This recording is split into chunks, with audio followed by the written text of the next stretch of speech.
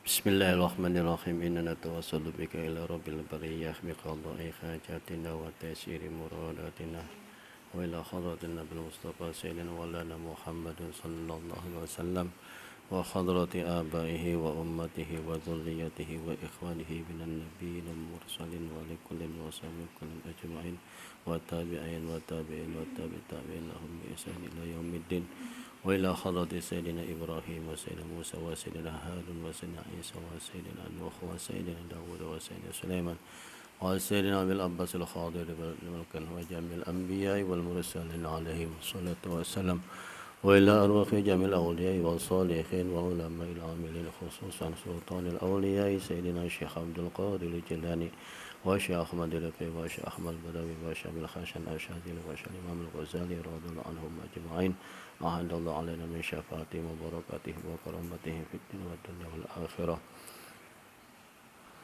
khususan ila ruhi Syekh al-Alamah Bakir Ma'asum Lasem wa ila ruhi Syekh al-Alamah Ki Ajali Ma'asum Jogja wa ila ruhi Ustadina Ki Haji Muhammad Yusuf bin Jani As-Samadi wa usulihi wa quraihi wa syaihi wa ahli baitihi wa ila arwahi jami'il muslimina muslimat wal mu'minina wal mu'minat min ummati sayyidina Muhammadin sallallahu alaihi wasallam lahumul fatihah. A'udzu billahi minasy syaithanir rajim. Bismillahir rahmanir rahim. Alhamdulillahi rabbil alamin arrahmanir rahim maliki yaumiddin. Iyyaka na'budu wa iyyaka nasta'in ihdinas siratal mustaqim siratal ladzina an'amta 'alaihim ghairil maghdubi 'alaihim waladdallin. Rabbighfirli wa liwalidayya amin. Bismillahirrahmanirrahim. Alhamdulillahi rabbil alamin wassalatu wassalamu ala asyrafil anbiya'i wal mursalin Sayyidina wa maulana Muhammadin wa ala alihi wa sahbihi ajma'in. Qala rabbi shrah li sadri wa yassirli amri wa hlul 'uqdatam min lisani yafqahu qawli Allahumma thabbit janani wa abdilil haqqa 'ala lisani wa ftah 'ala hadirin futuqal arifin khidmaka wa sunna alayya rahmatika ya dzal jalali wal ikram. Qala al-musannifu rahimahumullahu ta'ala wa nafa'na bihi wa fi ulumihi ad-darain. Amin. Bismillahirrahmanirrahim.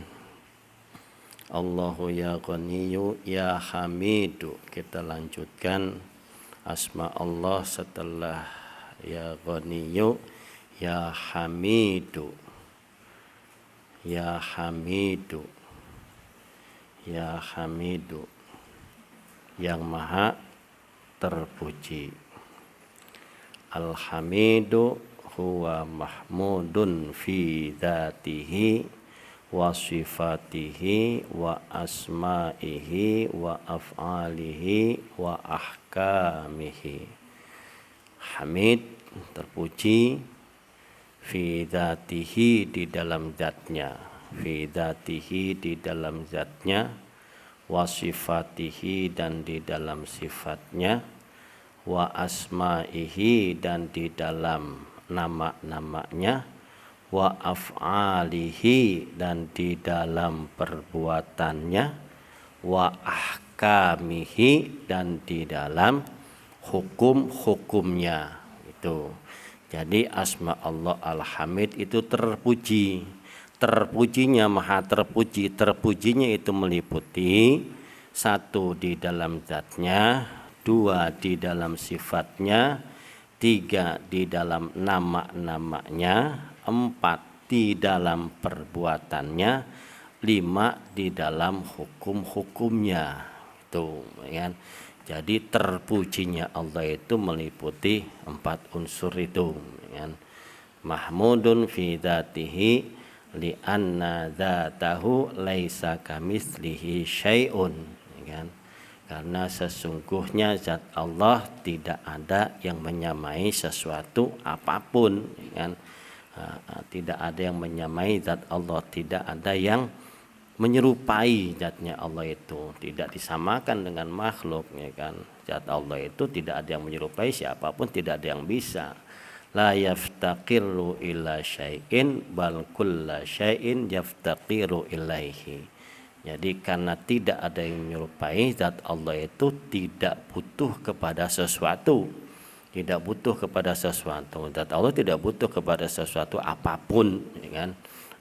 Akan tetapi orang lainlah atau makhluk lainlah yang butuh kepada Allah semacam itu namanya sempurna di dalam zatnya, ya kan, terpuji di dalam zatnya dan tidak pernah mendatangkan kekurangan, tidak pernah ada aib. Itu dalam zat Allah, gitu kan. Zat Allah tidak ada aibnya, sempurna semuanya, terpuji semuanya. Nah, ya kalau kita kan makhluk berbeda, ya kan, berbeda jauh sekali kita berbeda, ya kan. Fisik kita aja seindah-indahnya kita, sebagus-bagusnya kita, ya kan, tetap aja ada kekurangannya, tetap aja ada jeleknya. Ada sesuatu yang tidak dipuji, ada sesuatu yang tercela begitu, ya kan. Wah, kamu melihat orang cantiknya luar biasa misalnya, tetap aja secantik-cantiknya ada yang sesuatu yang tercelaknya, ya kan. Itu semua semacam itu makhluk itu, makanya tidak ada yang sempurna, ya kan? Tidak ada yang sempurna. Makanya ada orang mengatakan ketidaksempurnaan manusia itu menunjukkan kesempurnaan dia sebagai makhluk, gitu loh, ya kan. Tidak kesempurnaan dia sebagai manusia, ya tidak sempurnaannya dia sebagai manusia, sempurnanya dia sebagai makhluk, karena makhluk itu memang tidak sempurna. Tidak seperti zat Allah juga luar biasa, Allah terpuji semua zatnya itu, ya kan. Tidak ada kekurangan, tidak ada aib, ya kan. Tidak ada kekurangan, tidak ada aib yang yang berada dalam zat Allah semacam itu. Yang kedua, mahmudun fi sifatihi, ya kan, mahmudun fi sifatihi, ya kan. Sempurna di dalam sifatnya, li'anna sifatihi kullaha jamalun jalalun wa kamalun. Itu, ya kan. Jadi sempurnanya Allah di dalam sifat-sifatnya semua. Satu, Allah mempunyai sifat jamal, ya kan. Jamal itu kan sifat-sifat kesempurnaan, ya kan, sifat-sifat kesempurnaan, sifat-sifat keindahan, ya kan, sifat-sifat keindahan. Jamal itu sifat-sifat keindahan, keindahan dari semua sifat-sifat yang Allah miliki. Ya seperti Allah Maha Pengasih, Allah Maha Penyayang, Allah Maha Pemurah, itu kan sifat-sifat keindahan. Artinya ketika kita mendengar sifat-sifat keindahan Allah yang semacam itu, maka hati kita itu akan sejuk, gitu kan, hati kita kan adem, ya kan. Ketika kita melakukan dosa besar tapi kita yakin bahwa Allah Al-Afu, Allah Al-Ghaffar, Allah Maha memaafkan, itu enggak gelisah kitanya, ya kan. Kita meyakini bahwa Allah Maha Pengampun, kita meyakini bahwa Allah Maha Pemaaf. Nah, itu semacam itu. Jadi ada keseimbangannya begitu kan. Kesempurnaannya juga semacam itu, keindahannya. Jalal itu Maha sifat keagungannya, ya kan, keagungannya, kesombongannya gitu, ya kan. Ana perlu semacam ini, ya perlu sifat yang semacam itu harus ada. Allah itu memilikinya semacam itu. Sifat jalalnya itu, ya kan, sifat jalal itu keagungannya kebesarannya, ya seperti misalnya Allah Maha menghisab, ya kan.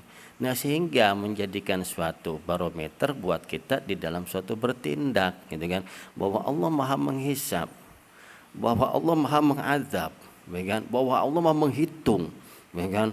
Jadi sifat-sifat kebesarannya itu ditunjukkan semua kepada kita sebagai makhluknya. Allah mempunyai sifat-sifat yang semacam itu, ya kan. Nah, ini juga buat batasan buat kita sehingga kita memahami, ya kan. Selain Allah juga mempunyai sifat jamal, sifat keindahan, rasa pemaaf dan pengampunannya, tapi juga Allah mempunyai sifat jalal, ya Maha menghisab, ya kan, Maha mengadab, ya, sehingga juga barometer buat kita, sehingga kita ketika melakukan suatu perbuatan yang jelek kita nggak terus-terusan semacam itu, kita takut dengan siksaannya semacam itu, ya kan. Wa kamalun, dan sifat kesempurnaan, ya kan, sifat kesempurnaan Allah sempurna, Allah Maha melihat, sempurna melihatnya, mau yang lahir, mau yang batin, apa sempurna melihatnya, tidak ada batasnya begitu kan. Nah, mahmudun bi asma'ihi kan. Mahmudun bi asma'ihi, sempurna di dalam namanya. Inna lillahi asmaul husna, sesungguhnya Allah mempunyai nama-nama yang bagus kan, terpuji namanya semuanya. Mahmudun, terpuji, bi asma'ihi, dengan nama-namanya. Mahmudun, terpuji, nama-nama Allah terpuji semua ya kan. Kamu hafal asmaul husna yang 99 itu kamu hafal, kamu artikan, itu nama-namanya bagus-bagus semua, indah semua kan. Mahmudun bi af'alihi, terpuji dengan perbuatannya. Li anna af'alahu la yakhlu an hikmati ya. Jadi Allah itu terpuji dengan perbuatannya. Tidak ada satupun perbuatan atau penciptaan Allah yang tidak ada hikmahnya. Tidak ada satupun. Semua penciptaan Allah yang Allah ciptakan mesti ada hikmahnya. Cuma kan kita nggak tahu ya kan, di mana hikmahnya itu. Terkadang ataupun kita tahu tapi belakangan ya kan. Ada hikmahnya semua ya kan. Kayak sekarang misalnya musim virus corona misalnya, orang berlomba-lomba itu mencari obat corona dari berbagai macam herbal ya kan. Wah, segala macam ya kan. Yang tadinya jahe cuma buat bikin apa namanya bubur kacang hijau misalnya ya kan, sekarang dipakai buat ramuan anti corona kan gitu kan. Wah, ini kan semua ada hikmahnya ya. Kita tetap harus mempercayai yang semacam itu, harus meyakini bahwa di dalam penciptaannya dan perbuatannya Allah ini memang mengandung hikmahnya, ada semuanya. Orang dulu tahu rumput itu cuma buat makanan hewan ya kan. Orang tahu itu rumput cuma makanan hewan, beberapa zamannya buat makanan hewan ya kan. Tapi begitu Allah menciptakan nyamuk, orang berlomba-lomba membuat obat nyamuk ya kan. Obat racun nyamuk, obat nyamuk racun nyamuk, racun nyamuk ya kan. Kalau orang dikasih obat kan biasanya sehat gitu, cuma satu binatang yang dikasih obat mati gitu ya. Kalau kamu punya kucing dikasih racun, kasih obat sehat kan ya, bisa sembuh ya kan. Tapi nyamuk dikasih obat nggak bisa sembuh tuh. Orang kan taunya rumput itu kan cuma buat makanan rumput. Tapi begitu Allah menciptakan nyamuk, setelah ditemukan ternyata nyamuk kalah dengan asap dan segala macam, itu diciptakan semua. Asal muasalnya itu dari rumput-rumputan, dibabat apa segala macam, dibikinin obat nyamuk. Sekarang kan makin canggih lagi ya. Dulu obat nyamuknya cuma dari bahan dasarnya dari rumput-rumputan. Kita kenal, atau kamu pernah ngalamin atau tidak wallahu alam gitu kan. Pernah ngalamin gak obat nyamuk yang melingkar-melingkar itu ya kan. Ada Baygon, ada King Kong, wah macam-macam lah mereknya semacam itu. Itu kan obat nyamuk kan asal muasalnya kan dari rumput, dari rumput-rumput yang dibakar gitu kan ya. Obat nyamuk dibakar ya kan, nyamuknya mati, kasurnya kebakar gitu ya. Rumput nyamuk semacam itu. Nah ini apa namanya, ada yang semacam itu. Tapi makin canggih lagi ya kan, makin lagi ada lagi Allah menciptakan apa, menciptakan misalnya pohon-pohonan, ada lagi pohonan lavender misalnya, ternyata mampu juga bisa buat obat nyamuk, akhirnya dibuat, dikembangkan. Itu semua ada hikmahnya. Ada hikmahnya. Dulu orang apa namanya nyamuk semacam itu sudah tidak ada lagi yang bakar-bakaran. Obat nyamuknya oles-olesan ya kan, atau obat nyamuknya yang cairan kayak itu semacam itu ya kan. Jadi semua apapun bentuk penciptaan dan perbuatan Allah itu mengandung hikmah. Itulah terpujinya perbuatan Allah semacam itu.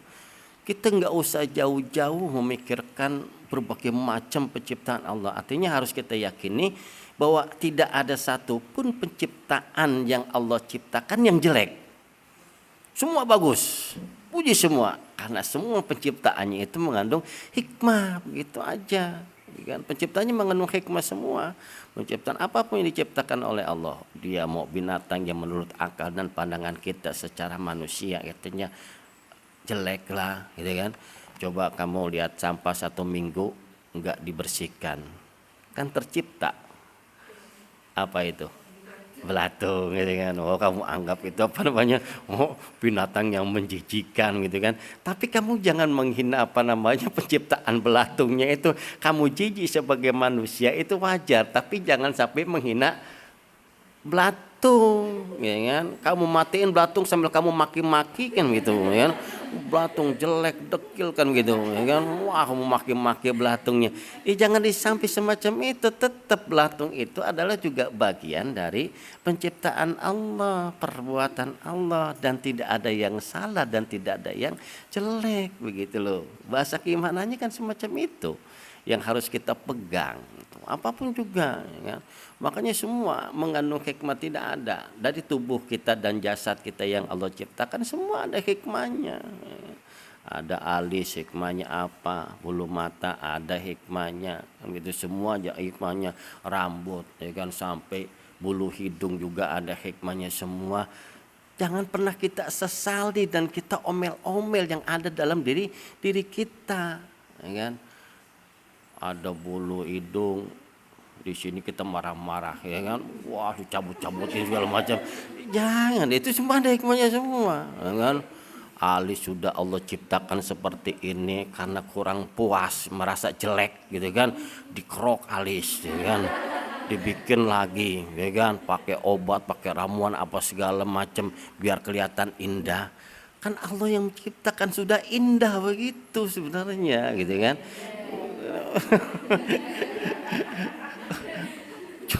Cuma kan pemandangan kita atau perkiraan kita indahnya itu adalah pandangan manusia, maka kita berusaha mempermak segala macam bentuk tubuh yang sudah Allah ciptakan sedemikian rupa. Indahnya semacam itu, udah nggak usah apa namanya, nggak usah ribut-ribut atau nggak usah kita permak apa segala macam. Allah sudah menentukan segala sesuatu diciptakan itu sesuatu indahnya seperti itu. Tuh, ya kan? Ya sudah, tinggal apa namanya dinikmati gitu, ya. Tidak ada yang salah, ya kan? Tidak ada yang jelek, semua terpuji semuanya, ya kan? Makanya salah satu langkah kita itu jangan pernah kita meyakini Maha Al-Hamid, apa namanya, Maha terpuji. Jangan pernah sekalipun keluar dari mulut kita atau keyakinan kita atau dalam hati kita menghina makhluk yang sudah Allah ciptakan. Sejelek apapun jangan pernah kalian hina. Tetap yang kalian keluar dari mulut kalian adalah zikir, memuji, bertasbih atas nama Allah. Melihat sesuatu yang di luar apa namanya nalar kita, ya kan, di luar akal kita, aneh, ya kan, masya Allah, kan itu kan, buat sesuatu yang indah, subhanallah, kan itu sama tetap harus keluar dari mulut kita itu adalah pujian. Melihat belatung, subhanallah, itu macam banget itu kan. Iya, banyak banget belatung, subhanallah, belatung banyak banget. Ya kan? Kenapa belatung bisa begini? Ya dikasih makan sama santri, gitu. Ya. Kan dikasih makan ya, dikasih makan karena ya sisa-sisa makanan yang kalian nggak habis itu kan dibuang ke tempat sampah. Ya, dibuang ke tempat sampah, itulah rizkinya belatung di situ. Allah menciptakan belatung sehingga sisa-sisa makanan itu tidak sia-sia. Ya, ciptakan oleh belatung. Kayaknya sisa makanan kalian itu yang kalian anggap itu udah nggak enak lah, ya kan?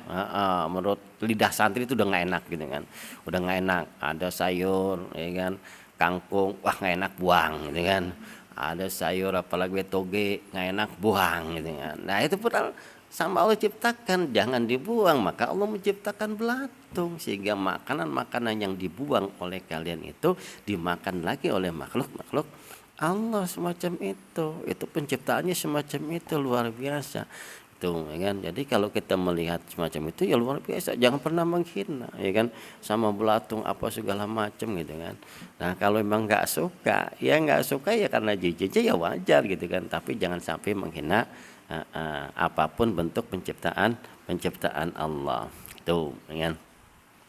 Mahmudun fi ahkamihi li'anna ahkama adlun, ya kan, li'anna ahkama adlun, mahmudun fi ahkamihi, Kita harus meyakini bahwa hukum-hukum Allah itu adalah hukum yang paling adil, yang terpuji. Bagaimana mungkin kita tidak mengatakan bahwa hukum Allah adalah hukum yang terpuji?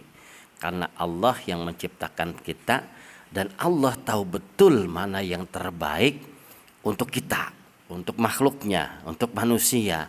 Tuh, makanya ditetapkanlah hukum-hukum Allah yang menurut pandangan sebagian orang itu hukum itu seolah-olah kejam, hukum itu enggak adil dan sebagainya. Tapi itu yang terbaik. Itu enggak boleh keluar dari keimanan kita. Ya kan? Misalnya Allah menetapkan menghukum seorang pencuri yang sudah mencuri sampai pada nisabnya, ya kan, nisab pencuri. Jadi enggak semua pencuri itu dipotong tangannya, kecuali sudah memenuhi nisabnya, itu dipotong tangannya. Tangan kanan dipotong, mencuri lagi potong kaki kiri, mencuri lagi potong lagi, silang. Itu semacam itu. Wah, kelihatannya nggak adil.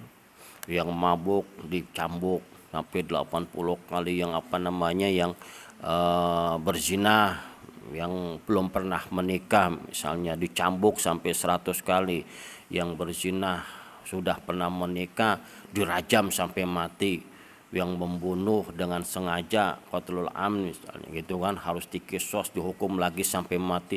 Itu kan seolah-olah kejam, ya kan?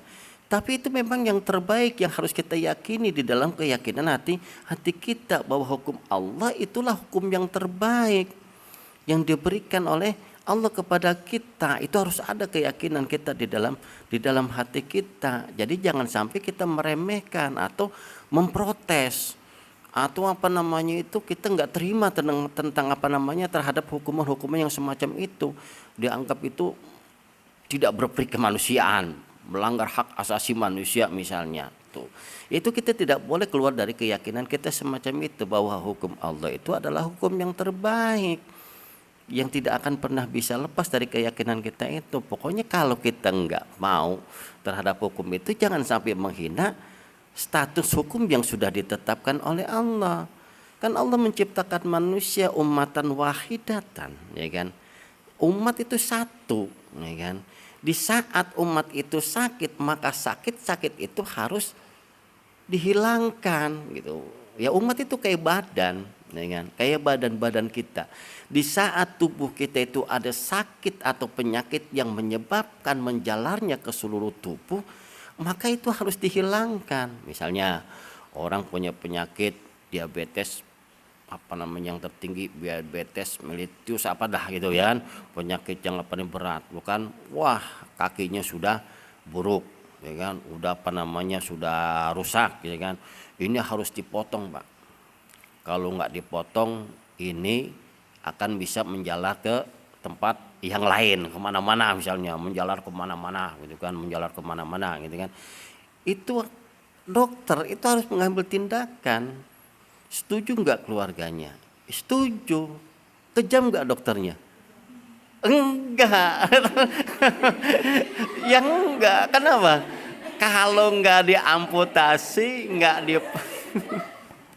kalau nggak diamputasi, nggak dipotong, itu kan penyakit bisa merembet kemana-mana. Andai kata tidak diamputasi, cuma dikasih antibiotik atau obat penahan, gitu kan, obat penahan, yaitu penyakit cuma hanya sekedar menahan doang, akhirnya tetap akan merembet kemana-mana.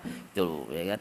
Inilah yang dikatakan di dalam hukum Islam itu namanya mencuri, berzina, mabuk-mabukan, minuman keras, membunuh. Itu adalah bagian penyakit yang harus dipotong. Artinya sehingga orang yang melakukan perbuatan itu jera, dan orang yang belum melakukan perbuatan itu tidak turut melakukan perbuatan itu, sehingga kapok, ada efek jeraknya, ada efek jeraknya. Nah sekarang kalau orang di penjara, misalnya di penjara, masuk penjara, maling ayam masuk penjara, keluar tambah keahlian, maling motor, digantang lagi masuk penjara gitu kan. Begitu keluar meningkat kan, kenapa? Belajar di dalam sama seniornya gitu. Kalau begitu semacam itu, ya kan. Jadi enggak enggak ada Istilah kata itu penutupnya gitu kan. Menutupnya itu secara lahiriah, secara batiniah, secara akidah, secara keyakinan kita harus mengakui bahwa hukum Allah yang terbaik semacam itu.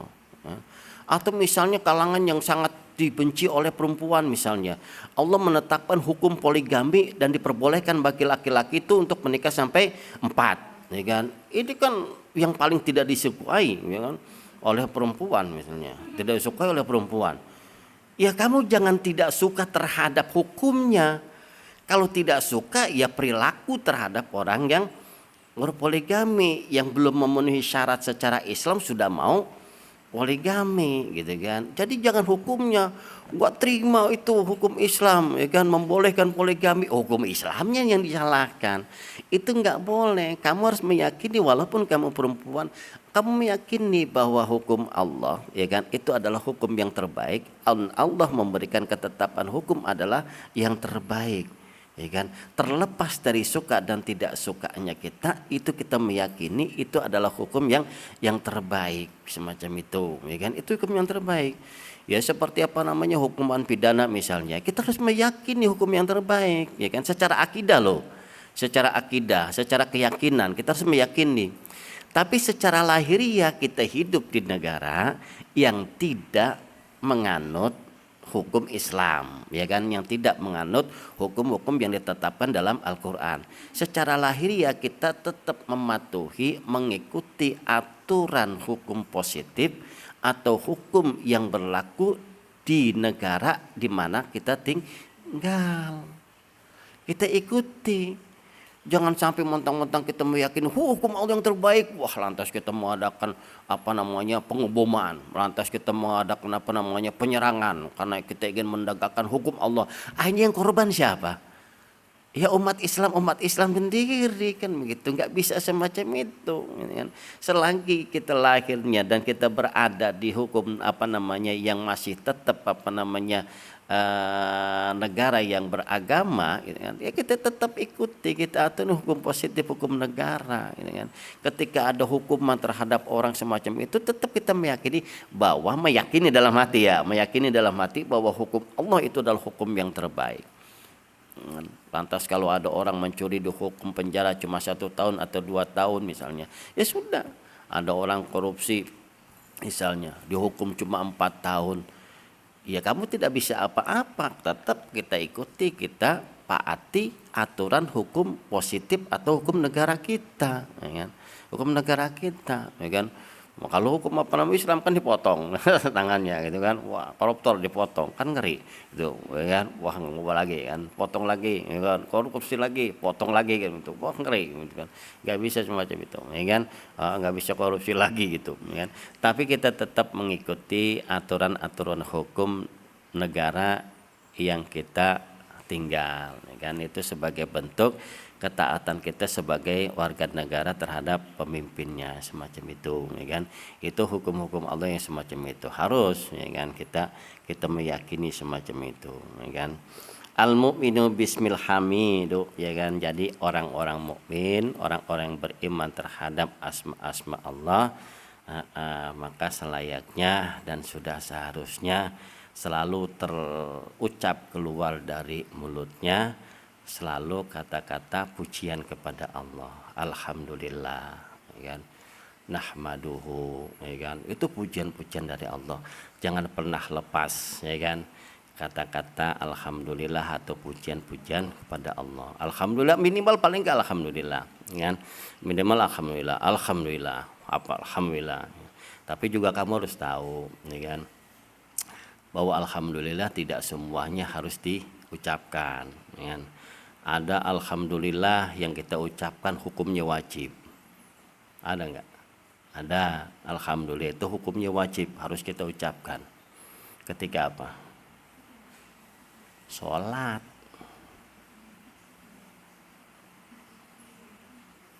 Wajib kan? Wajib enggak? Bismillahirrahmanirrahim. Alhamdulillahi rabbil alamin. Wajib kan? Wajib, ini kan. Kalau kamu nggak baca alhamdulillah ketika sholat, nggak sah sholatnya. Mau loncat kemana baca fatihahnya?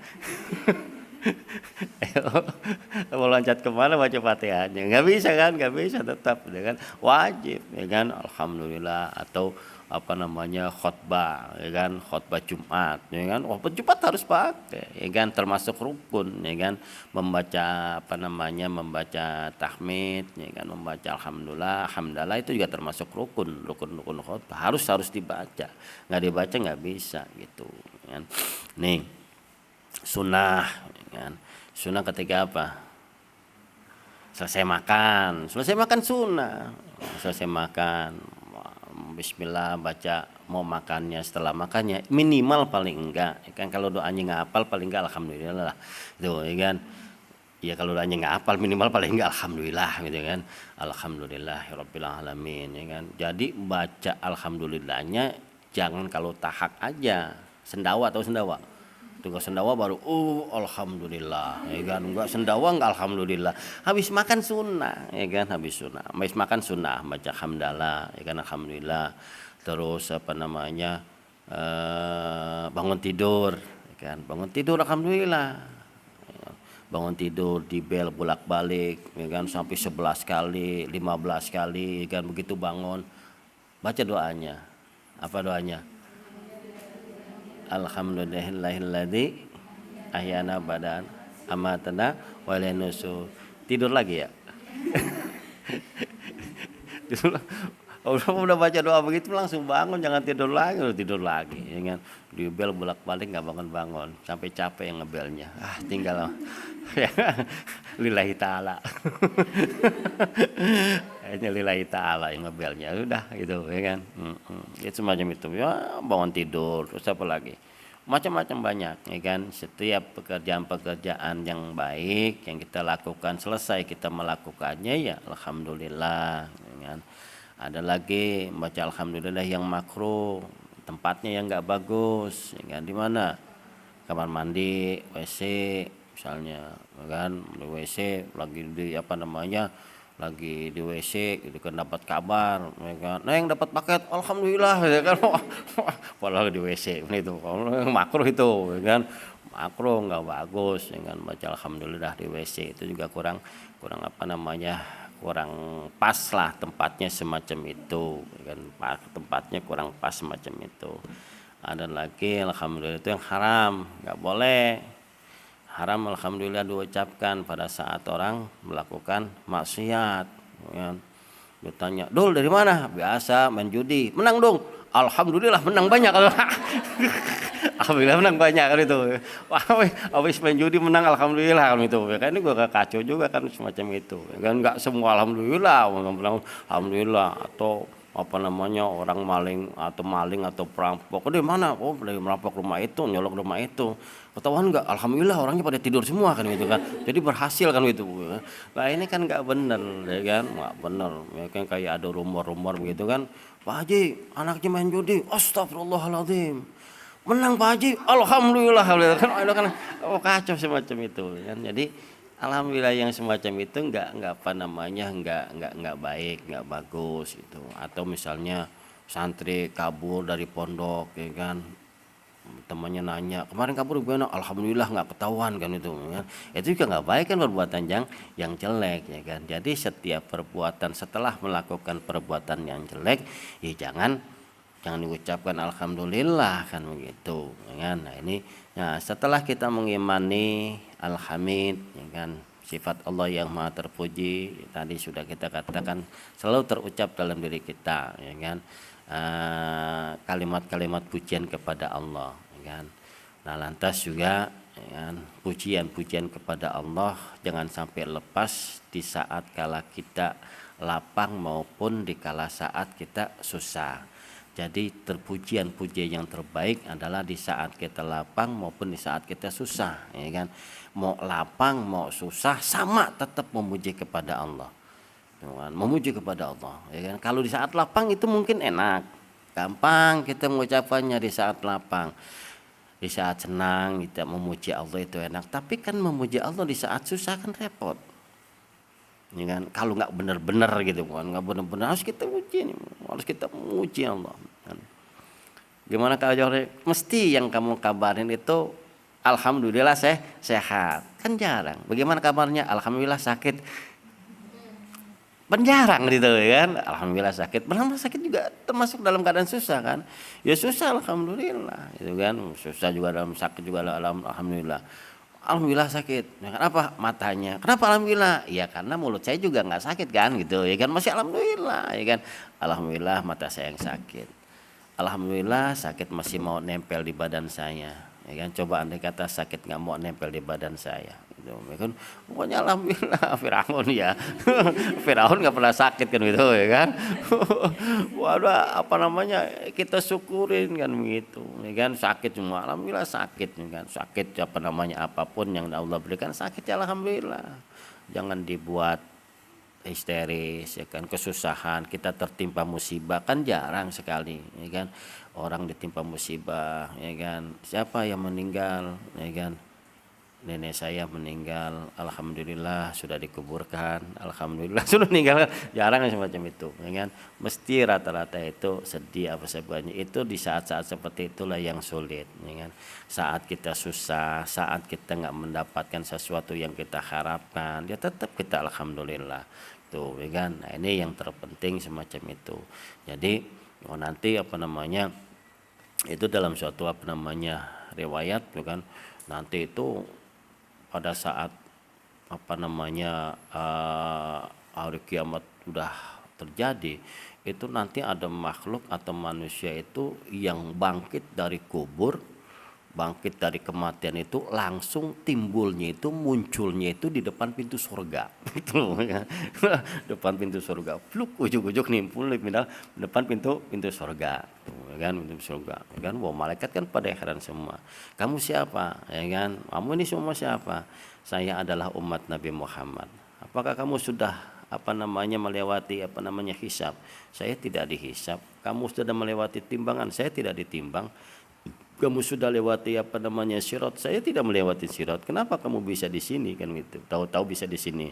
Ya ternyata orang ini selama di dunia itu selalu memuji Allah dalam keadaan susah maupun dalam keadaan senang, ya kan? Ya sakit memuji, gitu kan? Oh, sakit memuji. Kalau santri memuji sakit kan beda. Rasa pujiannya beda kan? Alhamdulillah sakit, bisa izin pulang. Beda kan? Beda. Oh, santri sakit, alhamdulillah ya kan. Izin pulang susah. Apa alasannya? Ya kan sakit gitu ya kan, alasan susah ya kan. Alhamdulillah sakit gitu kan, bisa izin pulang. Oh, sakit izin pulang. Nah, kalau sakit juga ya namanya santri, sakit juga bagian dari pemberian dari Allah. Kapan diberikan, kapan diangkat penyakit, ya itu pemberian dari Allah. Ya kamu mau sakit di pondok, ya kan? Kalau Allah sudah sembuhkan ya sembuh, ya kan? Mau diam di pondok sakit, kalau udah sangkat ya sembuh, ya kan? Justru kalau santri sakit itu lebih enak di pondok, karena selalu berdoa supaya cepat sembuh. Ketika sakit di rumah, berdoa mau sembuh gak? Biar ada lama andek itu. Oh, di pondok kan cepet apa namanya, berusaha untuk berdoa terus ngelihat temannya, ya kan. Paling gak kalau di pondok sakit ini, ya kan, jari kamu, ya kan, tangan kalian, ya kan, itu paling gak minimal megang tasbih. Kalau di rumah megang HP. Iya, ngaku aja nggak apa-apa kan gitu ya kan.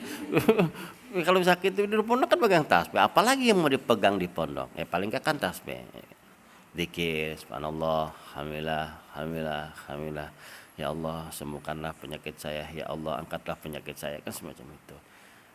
Kalau di rumah begitu sakit masuk kamar suruh istirahat, blast total istirahat, HP dipegang, semua aplikasi dibuka, ya kan.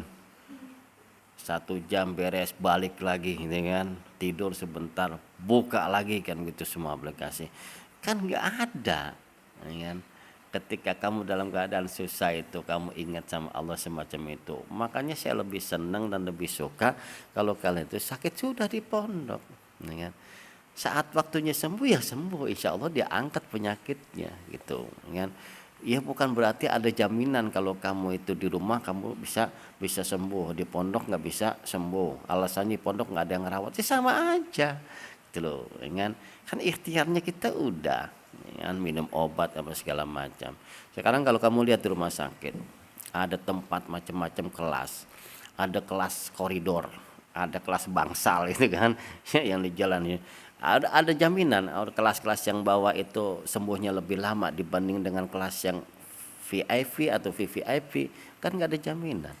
Kalau Allah sudah ngangkat ya angkat gitu, semacam itu. Penyakitnya diangkat ya angkat, kalau nggak disembuhkan nggak disembuhkan gitu, semacam itu kan. Makanya saya senang dengan kalau santri itu sakit di pondok karena lebih banyak memuji Allah, berzikir, melihat temannya. Paling nggak kalian bisa dengar teman kalian ngaji gitu kan, walaupun makannya namanya makan ya namanya sakit kan nggak doyan makan tuh ya kan. Biasalah, wajar yang semacam itu, dikit-dikit semacam itu lebih enak semacam itu ya kan, dibanding di rumah kan lama nantinya di rumah. Di rumah belum ininya, belum anunya, belum segala macam ya kan, belum istirahatnya segala macam. Wah, istirahatnya di pondok lah sudah ya kan. Insya Allah 3-4 hari selesai sakitnya sembuh, aktivitas lagi, ingat lagi sama itu loh ya kan. Jadi fisari fisari wadoro, dalam keadaan lapang dan dalam keadaan susah semacam itu. Jadi posisi apapun yang dialami, keadaan apapun yang kita hadapi, tetap kita nggak boleh lepas pujian kita dari Allah ya kan. Kita disakiti orang ya alhamdulillah ya. Jadi disakitin orang alhamdulillah, jarang kan. Jarang. Sakitin orang alhamdulillah, dihina orang ya alhamdulillah. Tuh, ya kan, dihina orang alhamdulillah. Nah, itu namanya memuji di dalam keadaan susah. Tuh, ya kan. Mau belajar nggak bisa, ngapal nggak bisa, tetap aja harus memuji ya Allah, ya kan. Alhamdulillah Kau sudah memberi kekuatan saya untuk terus dan terus menghafal walaupun enggak hafal-hafal kan gitu ya kan, semacam itu, terus memujinya. Jadi jangan sampai pernah lepas memuji kepada Allah. Ila halatin Nabi Mustafa sayyidina Muhammadin sallallahu alaihi wasallam. Al-Fatihah. A'udzu billahi minasyaitonir rajim. Bismillahirrahmanirrahim. Alhamdulillahi rabbil alamin arrahmanir rahim maliki yaumiddin. إياك نعبد وإياك نستعين اهدنا الصراط المستقيم صراط الذين أنعمت عليهم غير المغضوب عليهم ولا الضالين. Assalamualaikum warahmatullahi wabarakatuh.